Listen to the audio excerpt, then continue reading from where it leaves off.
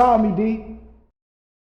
Survivors, what up, how y'all feeling today? Y'all will get this video a little later than when I'm recording it. Today is August 17th, and I'm not sure when this video will come out, but when it comes out, let's hope nothing too important didn't happen in between that time. But today, I got 3 relationship stories for you. Yes, 3 relationship stories. I've never done a 3-part relationship story thing with my Survivor series, and I wanted to try something new. If this something y'all with, like, really let me know in the comments. Y'all don't really be commenting on the membership. Like, let me know something, you feel me? Let me know if you like this story, what story you like best. Some feedback would be good. Even the bad feedback. I need the bad feedback even more. You know what I'm saying? That really helps. But anyway, let's get into it. I go by D-Jack, but you can call me D.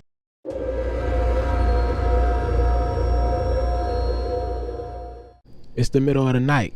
At about 3 a.m., the neighbors, Mr. and Mrs. Bradley, living just one house over from a younger couple, could hear what sounded like a woman screaming for help. Now, this would go on a few minutes before they would eventually call the police and even stepped outside to do a little more investigating for themselves. With more screams, glass breaking, loud thumps against the wall, they were sure someone was fighting. It had to be. Mr. Bradley takes a step toward the door, intending to knock, when his wife pulled him back, saying it could be dangerous. You don't know who or what is behind that door. Look back at his wife. Look, you might be right. Then both walked back toward their home to wait for the police. Now, after 5 minutes, there was a familiar silence on this block. Familiar because this is what it would usually sound like during this time of night. But the Bradleys couldn't figure out if that was a good thing or a bad thing. They now getting impatient. Mrs. Bradley picked up the phone to dial 911 once more as the squad car pulling up in front of their house. So to save the officers time and possibly a life, they both directed them next door,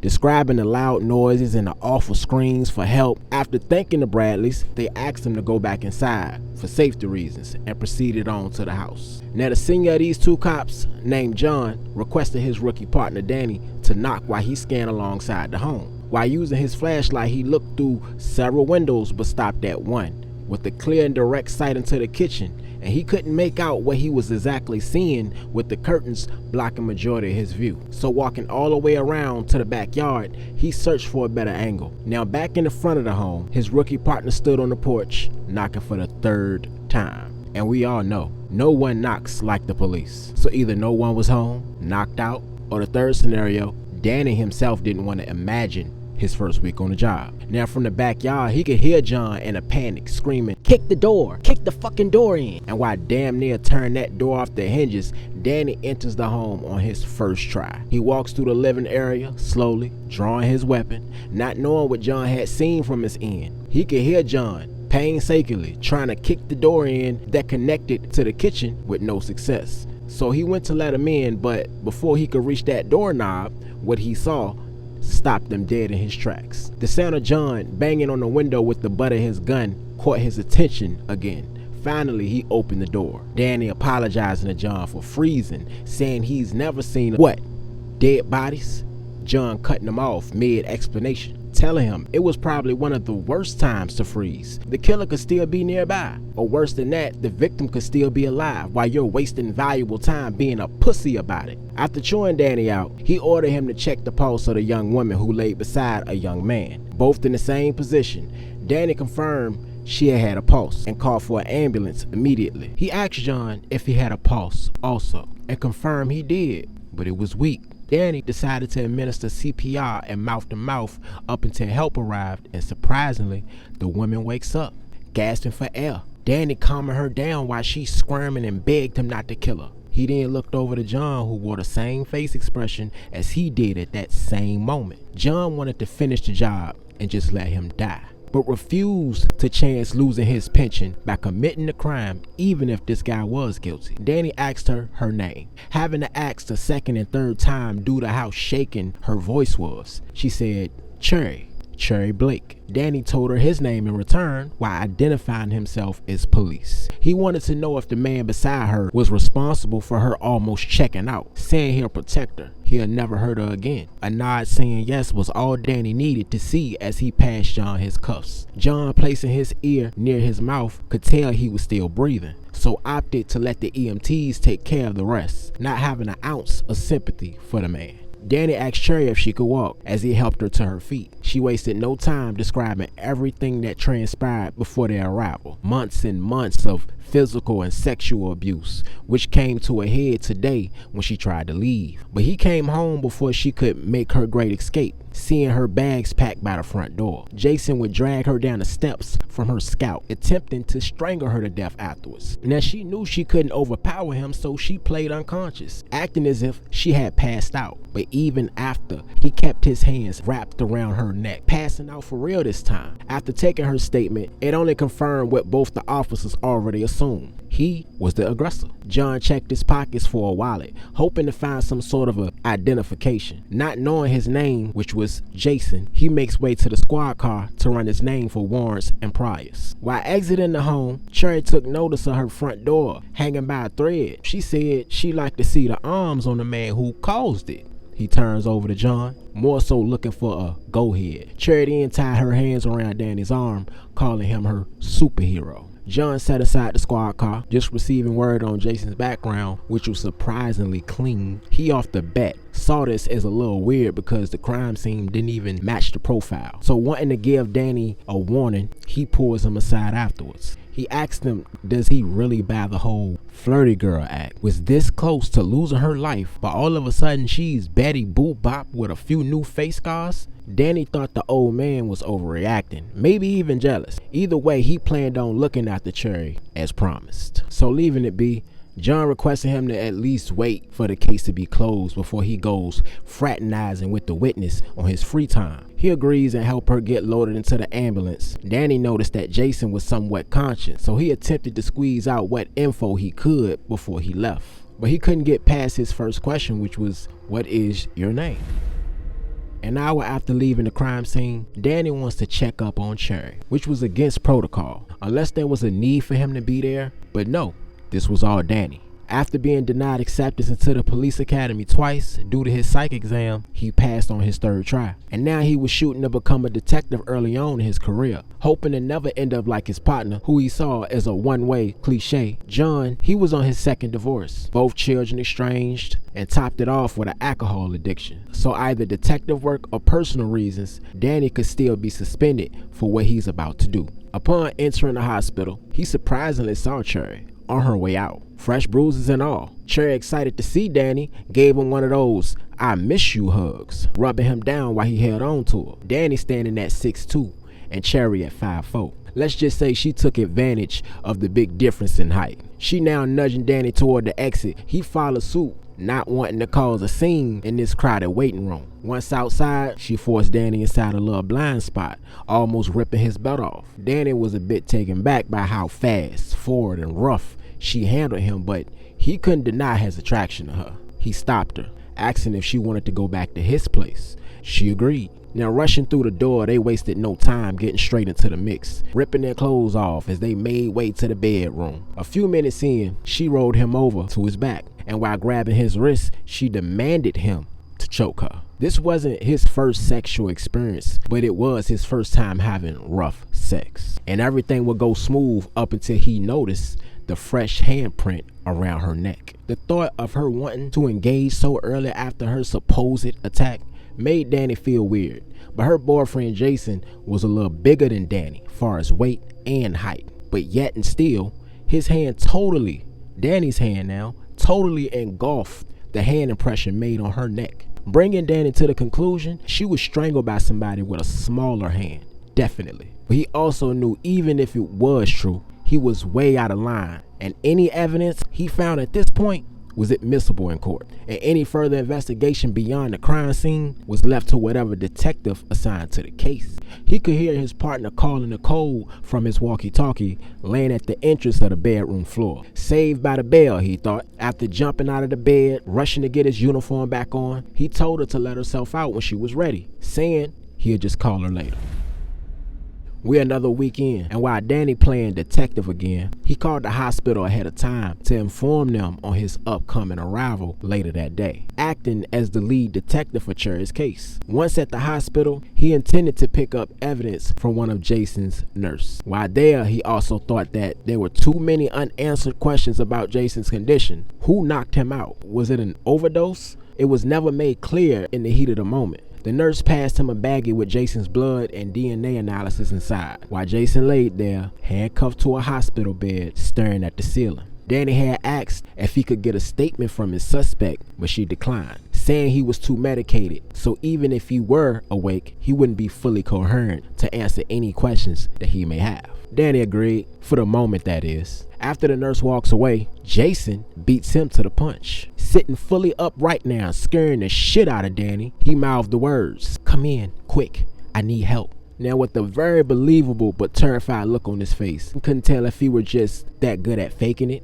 because his gut was telling him something totally different. Nevertheless, Danny gives him his stage to plead his case. It made Danny despise that type of man, the kind that breaks and brutalizes women just to throw out the victim card afterward. Mid-sentence, Danny grips Jason's shirt, pulling him close, nose to nose at this point, telling him if he goes near her again, he won't make it off the floor next time. But Jason saw something in Danny's eyes also, something that made him feel different about the whole situation. He snatched a document from his coat pocket, placing it on a portable table beside his bed. The document was a restraining order put against him by the courts. But as if Danny's threats meant nothing, Jason ranted and raved the same story over and over. "You can't trust her. She did this shit to me. No, this shit can't be happening." Nurses nearby heard the screams, came running, desperately trying to calm him down. The nurse that Danny initially spoke with threatened to file a complaint with his supervisor for disobeying her requests. So this now remorseful rookie cop pleaded with the nurse about his case, saying he just wanted the truth. And for good measure,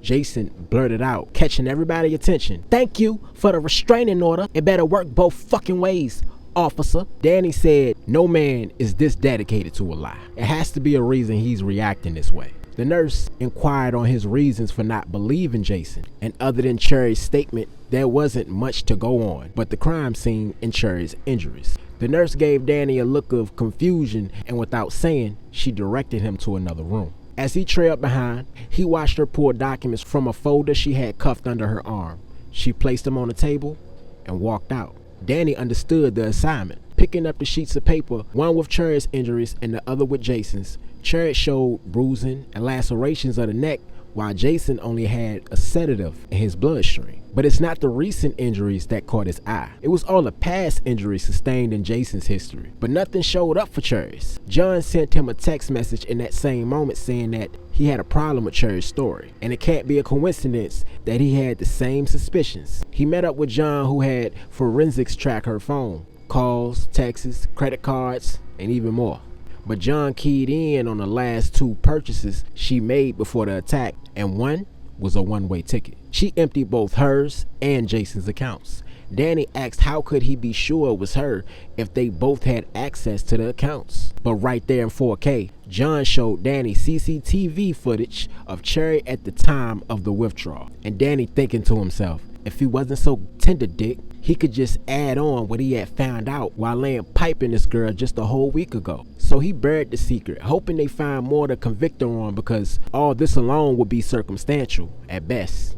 The next day, the real detectives hauled her in to interrogate her, with Danny hoping to God she didn't speak about what they did. But in a crazy turn of events, while being searched before entering the station, out of all the things she did to cover her tracks, the one thing she forgot to get rid of was the sedative found in Jason's bloodstream, pre-crushed and tucked inside of a Tic Tac capsule.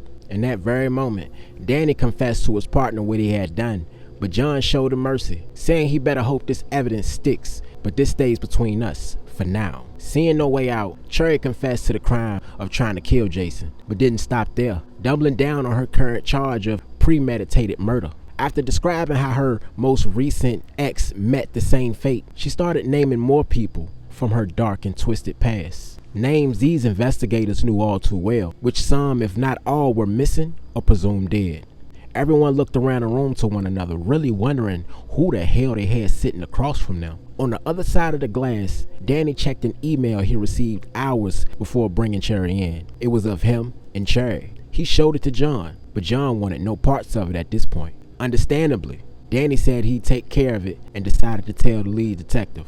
After receiving Danny's message, the detective comes out to talk, already privy to everything Danny did. Danny, with no response, just wondering how. But the detective just warns him to stop thinking with his dick which almost got him killed. Before Danny could ask, the detective gives him a folder filled with evidence of Cherry's connection to him, thinking of it as a killer's next target more than an officer aiding and abetting. So while he was out playing detective, this guy was doing the real work.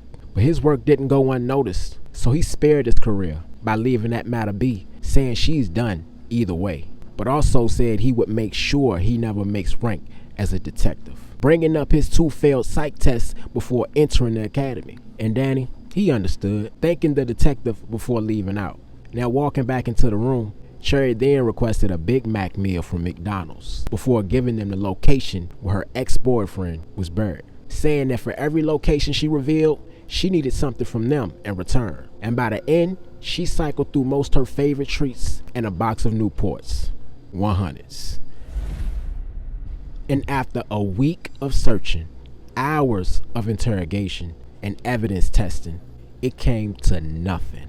The sedative in her purse was of a different brand found in his blood. The impressions made on her neck, redone by Danny with their rough sex escapades, so it now fits the actual hand. The burial locations, now body was found, so her emptying accounts and buying plane tickets were circumstantial. So ultimately, Cherry was free. She's all kind of confused because she just knew she'd never see another day without cuffs on her wrists. But why would she make a fuss about that, right? But the detective, he didn't buy it. Thinking about Cherry's weird connection to Danny, he took his work home after his shift, combing through every detail that he could find. 24 hours later, he called a psychologist who last evaluated Danny, and the doctor himself was surprised to know he actually became a cop, saying Danny had the uncanny personality of a lot of serial murders he's evaluated in recent years. But there were several normal people with the same personality who had never hurt or showed a tendency to do so, all boiling down to upbringing and past trauma, which Danny had a lot of. Already in violation, speaking about patient's history, without further details, he left the detective with something to think about, which was Danny's missing little sister, who supposedly killed their parents at the age of 13. His sister was never found, and all the evidence pointed to her, but without fitting, finally telling him there's no way Danny should have been a recruit at any point. The detective spent another day digging into Danny's life, but after connecting the dots, he was already a full 48 hours behind. Getting a call for a homicide scene near the border of town, he didn't notice would be the last piece to his puzzle. Rewinding back to the day of Cherry's release, after leaving the building, she spotted a car sitting across the street, flashing its lights, and walking over, she hesitated a bit, thinking it might be her ex looking for a little payback, but no, it was Danny. Surprised, happy, and confused, she jumps in, asking was he the reason she was released, after only telling her he wanted to be with her forever. It confirmed her suspicions. Danny dug up the bodies before the police could, and it was Danny who manipulated his psych results on the third try. He told Cherry she reminded him of someone he lost a long time ago, Cherry having an uncanny resemblance to his lost sister. Now Danny said he had to make a stop on the way out of town, saying he had something to show her. So about 45 minutes up the road, they pull over, and excited, she leaves the car, following him into a wooded area. After removing large tree branches from an entrance along with a piece of plywood, he lifted a sheet from the ground, causing Cherry to smile. It was his sister in a mummified state, along with the bodies of Cherry's past victims. He passed Cherry a lit match after assuring her that gasoline was already in place. They shared a kiss, while any proof of their past deeds burned away. Danny always felt alone and excluded because of what he had done at such an early age, and maybe he could have gotten help before it was too late. But after years of holding in so much guilt, opting to be a loner, thinking he would just hurt whoever he got close to, meeting Cherry gave him hope. Maybe he could still be happy while also being who he truly was. Cherry lived half her life in pain that was inflicted by loved ones and many others. But after her first kill being in self-defense, in her mind, this was the only way to stay alive and unharmed. The feeling of having control over her own life by taking from others became a high. Seeing Danny as the only person who never hurt her in any way. Them both now figuring out they needed each other this entire time. Back in the car, they held hands while the fire over Danny's self-made gravesite grew higher and higher until a passerby alerted the local police, where the detective would now find his missing piece.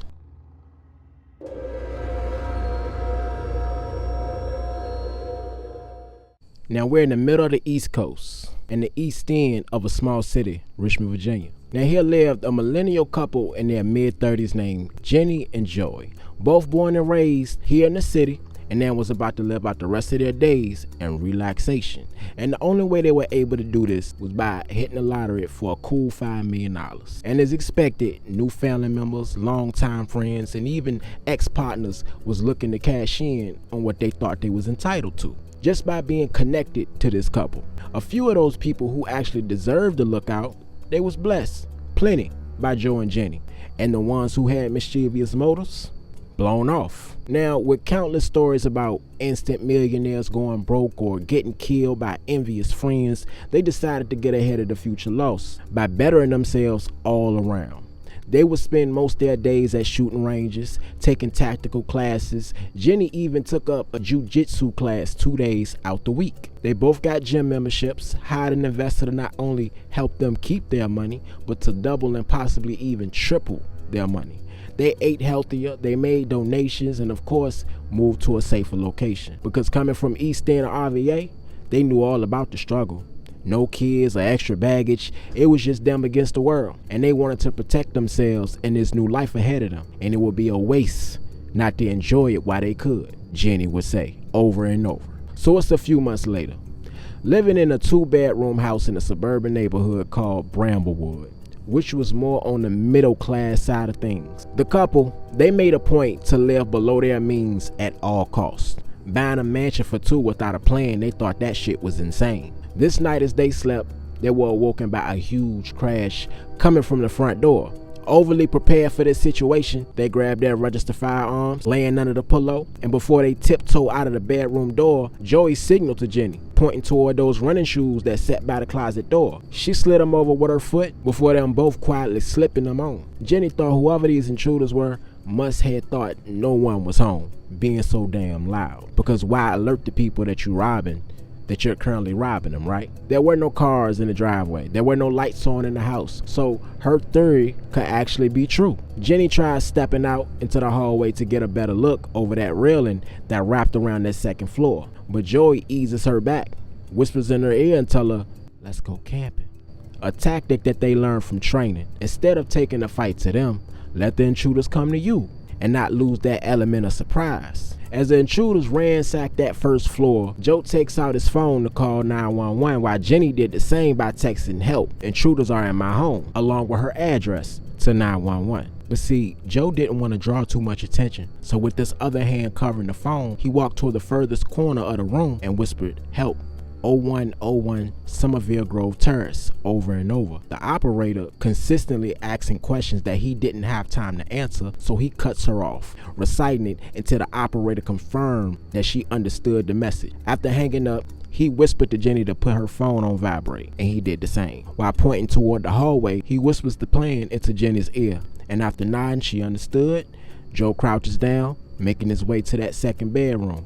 Getting inside, he closed the door just enough, leaving that small window for the barrel of his shotgun to hang out of. Jenny, she stayed in the main bedroom and proceeded to do the same with her 9mm handgun. With their training, they developed a 3-step procedure for these situations, which were PIP. PIP stands for Plan, Inform, and Protect. The plan was to camp, wait for the fight to come. They both informed the authorities and both had a defensive angle of attack if the intruders made their way upstairs, but hoped it wouldn't have to come to that. Maybe the police would make it there in time, but that would prove to be just that, hope. As one of the guys sprints up the stairs, Joe being the closest, he ups his weapon ready to shoot, but the intruder stops in his tracks, being called by one of his guys. "Hey, be quick. Cash and electronics only." But he was way too close for Joe's comfort. He looked over to Jenny, who looked like she was frozen with fear, but also determined to not let Joe die in front of her. She stands up to leave out of that bedroom, but Joe holds his hand up, telling her to stop. Joe aims to shoot and pull the trigger, but nothing.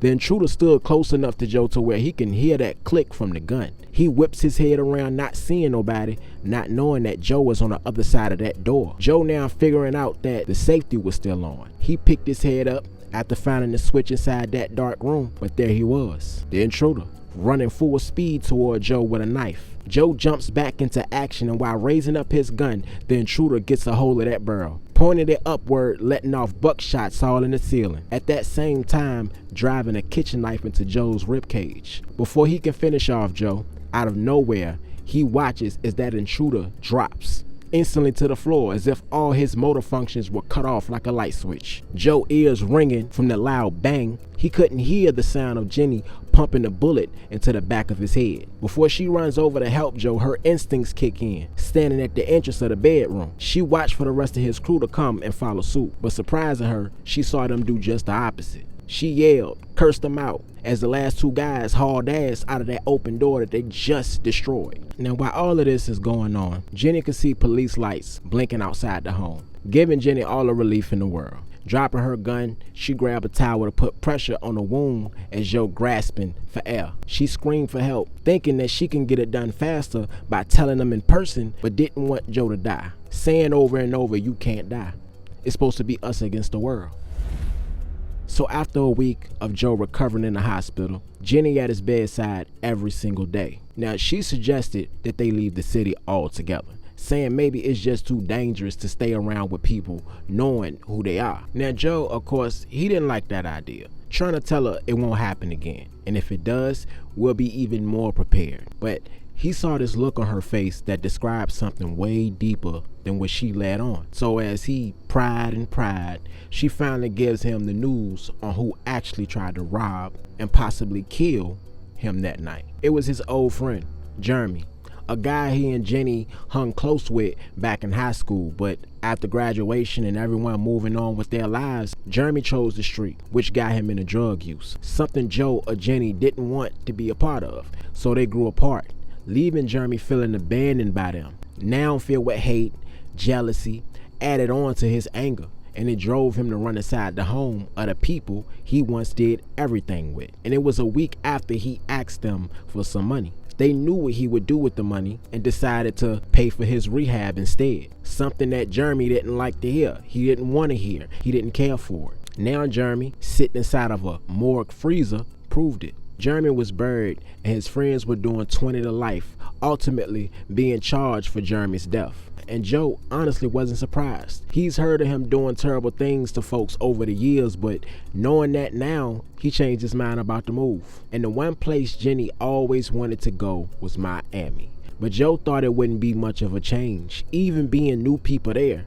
He thought that they would fare better in a more quiet environment, and he suggested Panama City, which was like splitting the baby. You're not in Miami and you're not in Richmond, but you're right there in the middle. Family oriented, peaceful, even said that they could live by the water, maybe open a bar together. Jenny thought that sounded a bit boring, but on the back of this traumatizing ordeal, she just happy he's still here, and she settled for Panama City.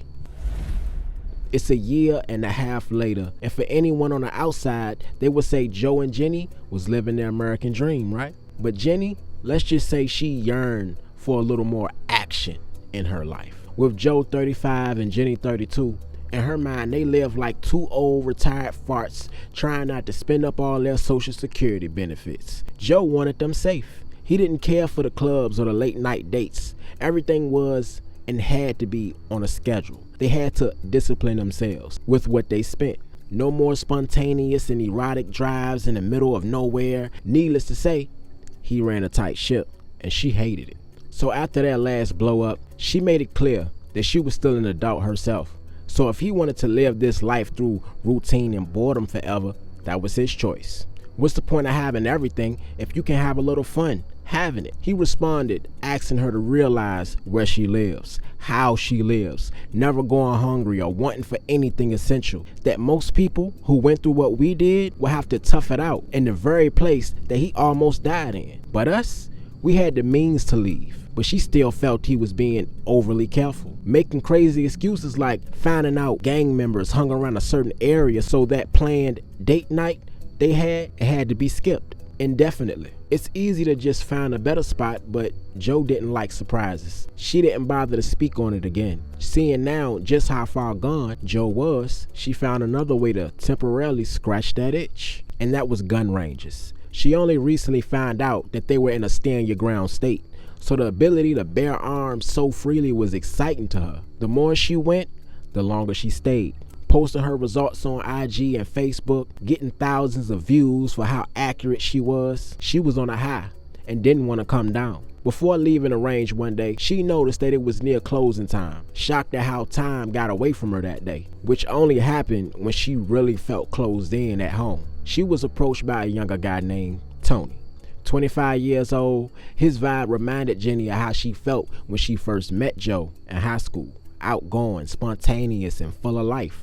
On the spot, he asked, could he take her out that night for drinks? She agreed, but immediately informed him she was taken.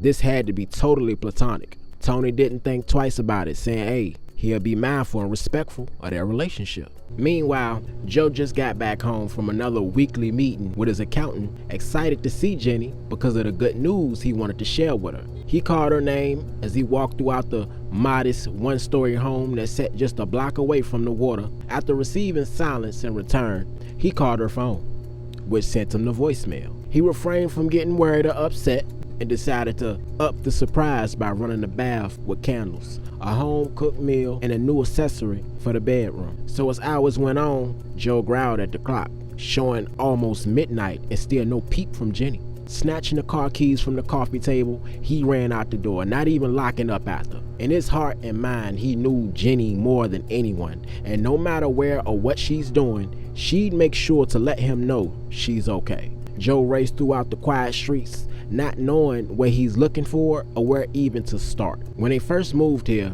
they had GPS devices installed in both their vehicles, not taking chances of losing one another again, like literally. He pulls her location in 5 seconds and almost laughed, noticing where she was. The gun range. Of course she is. But that also means she'd been sitting in that parking lot for almost 4 hours because they close at 8 p.m. But why would Jenny do that?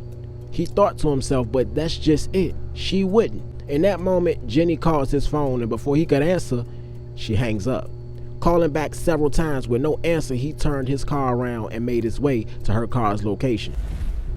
Now, a few hours before, Jenny was having the best time of her life since moving to Panama. Drinks, music, dancing, and even caught a comedy show. While watching the comic on stage, he by chance said the name Joe, and it triggered her to want to call. She told Tony she had to go to the bathroom, and upon pulling out her phone, it was at 2%. She quickly dialed his number, but before he could pick up the phone, it cuts off. Cursing herself out, she went to tell Tony she had to go, that Joe was probably raging about where she was. Tony had insisted that they drive to the bar together in his car, so she had no choice but to wait for him. A dumb idea she now thought it was. But Tony said to wait, without any explanation on why. After cursing Tony out, she leaves the club in tears, feeling guilty, embarrassed. She asked a group of girls that were standing by the club if she could use their phone so she could call Joe. She dials the number, but Tony drags her away before she could actually get the call through. He apologized for how he acted, but she's done with Tony. And he had a sudden change in behavior. Scared her. She didn't know him.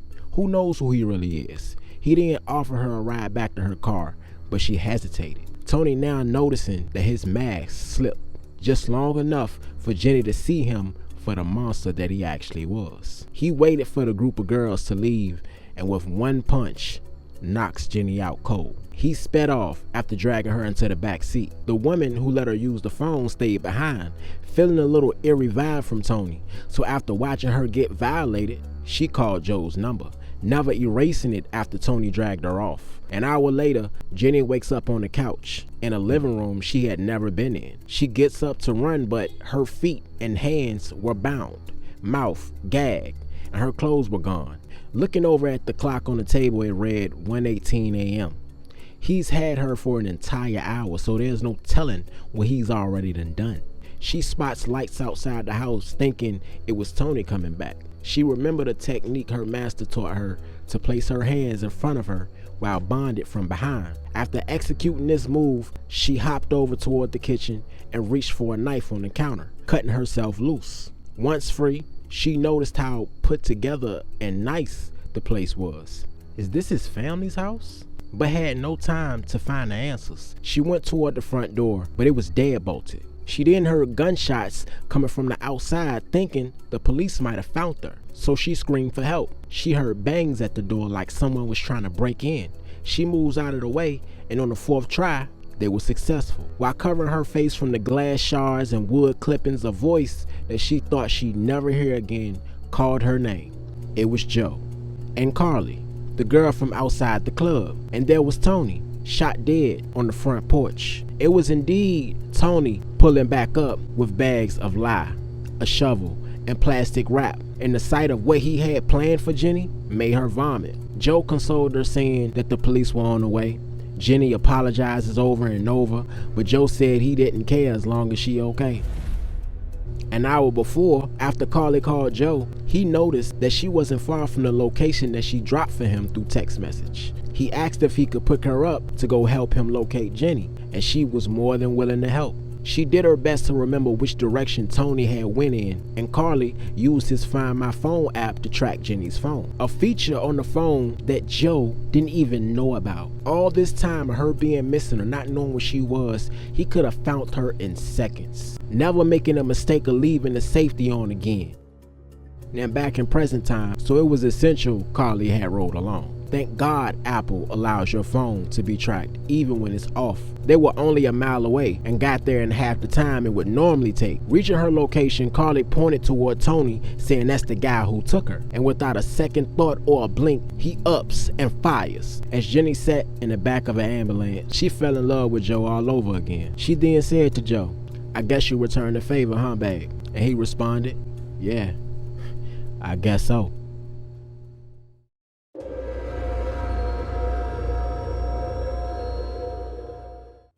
Now this story, it starts right in the middle of the bullshit. By bullshit, I mean T-Bug's bullshit life, as he would like to describe it in so many words. Real name Timothy. He got his nickname from his great aunt, who teased him about being shaped like a ladybug as a kid. So T-Bug, like all our embarrassing nicknames, is stuck.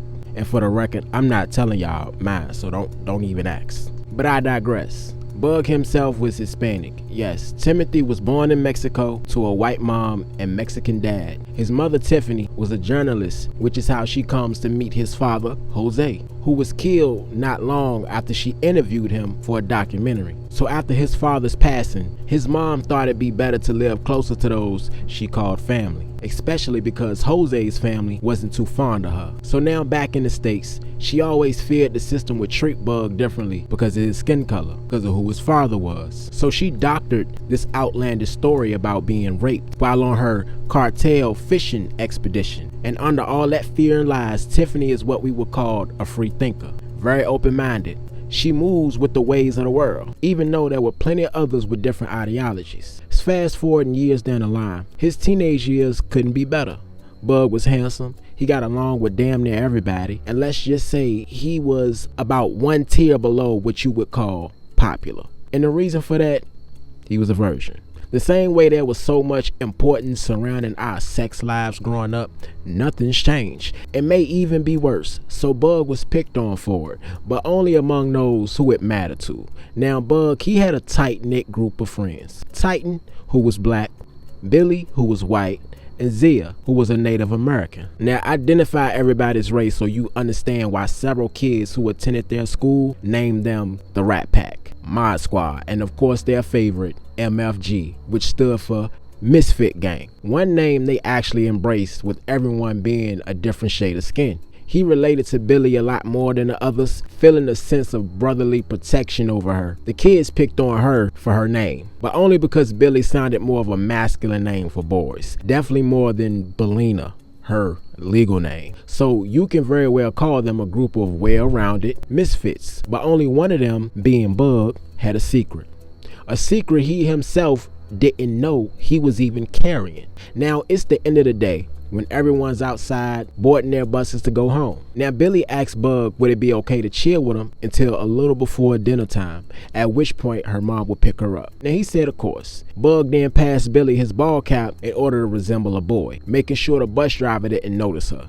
It's halfway through the bus ride when they could hear a group of kids laughing and snickering. This specific group of boys had an obvious hate for Bug and his friends. They had never tried hurting them physically, just mentally and emotionally. Bug waited for it because he knew it was coming. Hey, y'all two goofy gay motherfuckers should just get married. Making a play on Billy disguised as a boy while also having a boy's name, as they would call it. As the whole bus laughs, Billy ignoring them, Bug, who had a short temper, let that comment push him to snap. All in a matter of seconds. Billy grabbed his arm to sit down after jolting out of his seat, saying he would only get in trouble for their ignorance. But another derogatory statement after another. Is it Billy or Billina? I think Bug might be a girl too, y'all. So hold on. Lesbians maybe? One laugh seemed like it infected 5, and with 5 came 15 and beyond, getting louder and louder. But that fire inside Bug grew as well. Billy herself even stood up behind her best friend, ready to accept whatever smoke they had coming. Bug takes off in their direction with another student, Brian, a senior football player who sat a few seats down, stood up, blocking his path. The group of boys screamed remarks at him as well, but more in the racial category. What's wrong, Mandingo? Sup, Blackie? He probably lost his father, guys. Leave him alone. But he was the poster child for unfazed. He laughed even, pointing at the same group of boys who laughed at him just a second ago, laughing loud as he could, which made Bug and Billy do the same, and eventually caught on throughout the whole bus. The boys moved forward like they wanted to fight. Brian did one better by stepping up, nose to nose. Do it, pussy boy. I've been waiting. The fear on their faces alone was enough to make Bug and Billy feel better. They never seen these kids back down from a soul, but they also never seen these kids actually fight anyone. Just childish, harsh, and racist remarks. Brian turned around, but not before nudging their leader back with his chest, followed by a silent sit down from these so-called bullies, now with the whole bus laughing, clapping, and cheering them on for standing up for themselves. It was a feeling that Bug appreciated, seeing Brian in a very different light after. They have brief interactions every single week, with Bug being his math tutor. If being the top of his class wasn't enough, his first freshman year in high school, he's tutoring a damn senior. Now Brian sat down beside Bug and Billy, trying to leave them with some jewels to think about. You see those guys? They weak. Always remember, any person bothering the unbothered are bothered them damn selves. Billy poked her head out asking what does he mean by that, and after explaining it in full, it was like cracking Einstein's riddle in Billy's mind. As the bus reached Bug's stop, Brian got Bug's attention before stepping off. Never change yourself.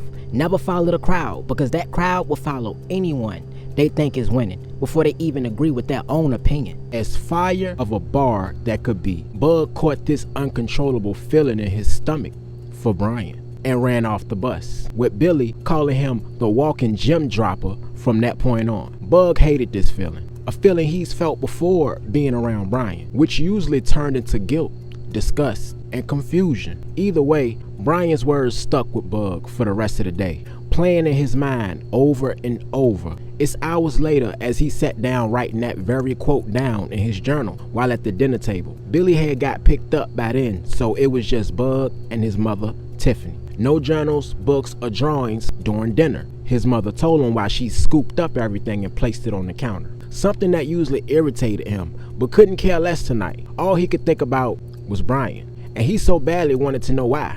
Yeah, he admired him, looked up to him even, but it was the other feelings he was concerned about. Feelings that he knew Brian would never have for him.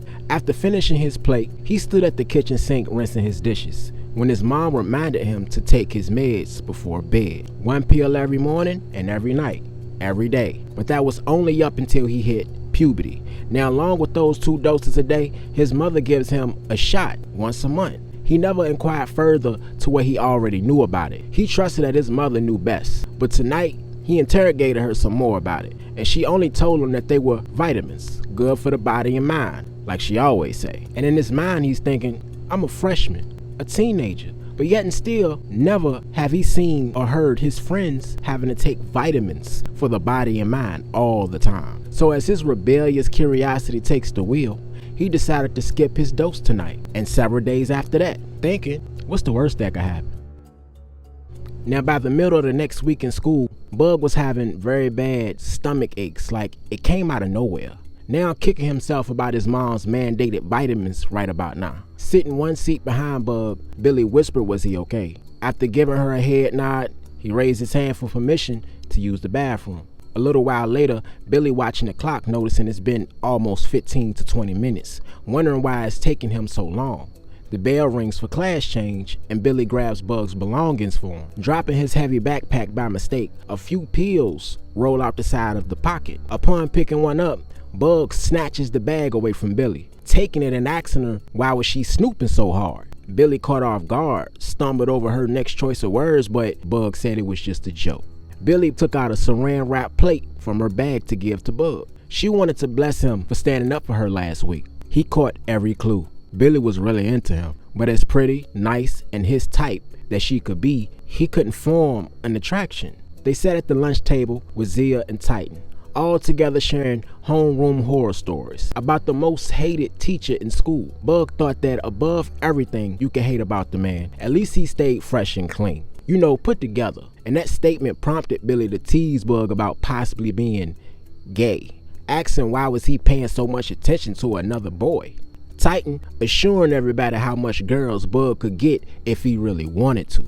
And he knew that comments was harmless, but it struck a chord inside him. An insecurity about who and what he liked. An insecurity that he couldn't shake. Because in his mind, family and friends alike would definitely disapprove of him liking boys. So wrestling with this demon, he made a hasty decision to force what he saw as natural to him. Zia and Titan leaves for class, leaving Billy and Bug alone. Only supervisor being the people preparing food for B-lunch. Bug took his rare moment by kissing Billy on the lips, thinking maybe this would change his feelings about himself. But even with Billy engaging even more, using more than just lips, nothing. The attraction wasn't the same, and Billy sitting there staring at him as if what took him so long, while Bug feeling bad for leading her into something he wasn't even interested in. She in her little upbeat mood, and it just made it worse. He feeling more guilty than ever. He tell her he has to use the bathroom, desperately wanting to get away. They kiss once more and parted ways. It's the last class of the day. Bug watched a group of girls gawk at a picture in their phones, making comments about his package. Bug was confused, like, what do they mean, package? And while snooping, he got a glance. Now he's double confused. Up until this point, he thought all boys were like him. For the rest of the day, he withdrew from his friends, quiet and alone. But there was always one person he was down to talk to, Billy.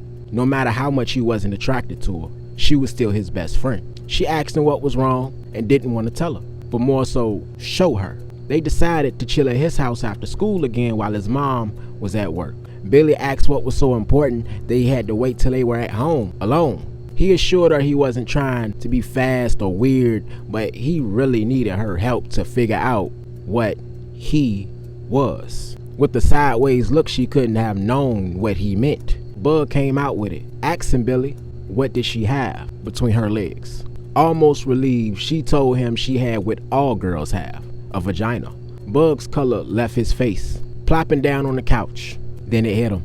He ran towards his room, all while Billy called after him. He poured out that bottle of pills his mother insisted he took every single day. Took out his phone to Google the description and the numbers engraved on the pill. Billy asked what was he doing as he covered his mouth, on the brink of tears. Billy, frustrated now, snatching the phone, asking why the hell was he looking up birth control pills? Who you got pregnant? Laughing it off as a joke, but she really felt a little jealous. But Bug was far from playing, saying fuck it. Under his breath, he starts unbuckling his belt, dropped his jeans, showing her his secret that he never even knew he had. And it was a secret his mother had him carry. The boy Bug was actually a girl. Billy, not sure how to react, she started helping Bug wear her clothes, asking how she never knew. But Bug was a virgin. It was never a reason to find out until she started attending public school. She was homeschooled up until the age 10 and could only remember his mother referring to him as boy, little man, handsome and strong. A little before Bug reached puberty, she begged her mom for a chance to go to real school. She wanted to make friends and experience everything she thought she was missing. Billy asked her, "So you never had a period?" Something Bug knew about but never worried about it because of course boys don't get those. Oh, so he thought. While Billy helped with his clothes, she pointed out the blood stains in her underwear. "Super weird and awkward," Billy told her. "You're on your period, Bug." They both sat down together, wondering if Bug should confront her mother about it, but she was too scared to. If she's willing to do something as heinous as this, what else would she do?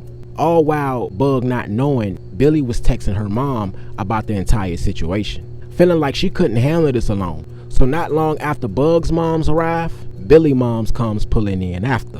Bug and Billy could hear their parents go back and forth about, "Mind your business, you're cruel, how could you?" It was an entire scene. Bug's mom expressed how rough and boyish her daughter seemed growing up. A sorry excuse, but also a fat lie. But still taking it upon herself to mentally change her child's identity without her knowledge. And her own fear played a major part in said decision. Bug now understood her attraction to Brian, her high-pitched voice, the mandated meds, all some sick plan to have the boy her mother always wanted. The scene got big enough to where cops were called to the scene. And after defusing the situation, an officer walked inside, asked Bug to come out. His first question was, "When did you find out you were a girl?" 24 years ago, Bug's mother Tiffany would be 10 years old with two boy siblings. Both her parents were up in age by the time Tiffany was born, so there was a 10 to 12 year gap in age between her twin brothers. One could say it's a gift of protection, but Tiffany would say it's just another horror story all in itself. From age 10 up until 16, she was sexually assaulted by her brothers, who were eventually caught in the act by their mother. No trial took place. Tiffany's mother couldn't live with it. Tiffany's dad, who worked long hours, would be absent the day she found out. So now equipped with pain, guilt, anger, and a hunting rifle, she unalived her two sons on the spot. In her mind, she's supposed to be the one who protects her daughter, and after finding out when it actually started, it killed her inside. Even with the crime of passion plea, receiving a small sentence, her age along with stress will kill any chances of a release date. Passing away just a year later, her father, engulfed with grief, pulled it together for Tiffany, repairing his daughter the best way he could, and one would think she came out okay in the end, but she developed the fear of herself, the fear of being a woman alone. The possibility of it happening again drove her to be celibate until she met Jose, who made her feel safer than anyone. So when she found out she was having a baby girl, she knew what she had to do. So she projected her long life fear and trauma onto Bug, hoping it would also save her until she was strong enough to save herself. Our truth. My people, y'all made it. Like I always do in all my Survivor Series stories, there's something in all these stories that remain true. There is somebody for everybody. And one thing I've learned in life is that somebody you don't find. They find you. You fall into that person. It's not something planned. It's not a grand scheme that you can write down and put into the algorithm. All I hope is y'all got somebody to love tonight. Y'all got somebody to hug and be beside and feel like this is the person I want to see in that rocking chair 50 years from now. Yo, somebody is out there. Just don't force the hand to find them.